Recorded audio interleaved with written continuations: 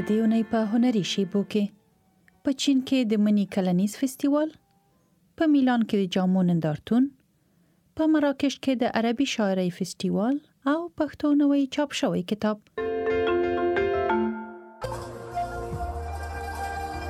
د چین په لروبر کې تیر اونۍ د منی فستیوال ولمانځل شو.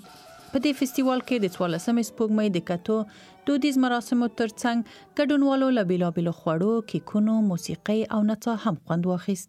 د بیجینګ اوسیدونکو بیا د لوګو کیاوپله ترڅنګ د 14 سپوږمۍ په کتو له یوه کنسرت هم خوند اخیسته. خو د لوشان په سیمه کې چې غرنۍ ده، اوسیدونکي سپوږمۍ د غرونو او سمندر د پاسه وکتله. د فستیوال ګډون کوونکو پر دودیزه موسیقۍ سربیره له نورو نندارو هم خوند اخیسته. د چین په ځینو برخو کې ځایي خلکو پر سیلانیانو چې د دې فستیوال کتو ته ورغلي وو خواړه وویشل.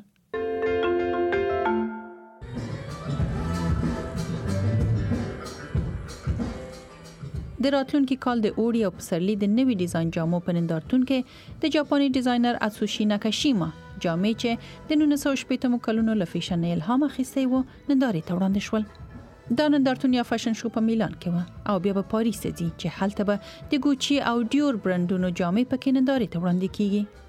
د پاریس ننداره به بیا د یوې میاشتنۍ نندارې پای وي چې په نیویارک کې پیل شوی و. د میلان په فیشن شو کې د مار د پوستکي له ډیزاینونو کار اخیستل شوی و او پکې سپورتي جامې هم وي. ناکاشیما په 2004 کې د نامتو ډیزاینر جان پاول ګوالتیر مرستیال و او 15 کال کېږي چې د نارینه او ښځینه جامو د مشر ډیزاینر په توګه ټاکل شوی. دی وایي چې دا وروستي ډیزاینونه د 80 کلونو له موسیقۍ او موزیکه الهام اخیستی.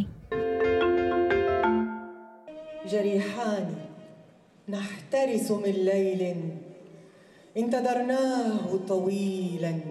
د مراکش د کلتور وزارت او د شارجې د کلتور ریاست په ګډو هلو ځلو د عربي شاعرۍ د فستیوال لومړی برخه په مراکش کې پیل شوه. په دې فستیوال کې نامتو شاعران، هنرمندان او د رسنیو کارکونکو ګډون کړي او دا به د بیلابیلو کلتورونو او هنرونو یو فستیوال وي.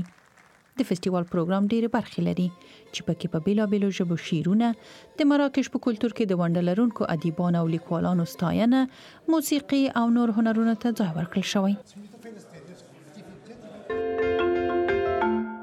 او د دې اونۍ پښتو نوی چاپ شوی کتاب نړیوال اسناد په نوم دی چې اکسوس کتاب پلورنځي خپور کړی.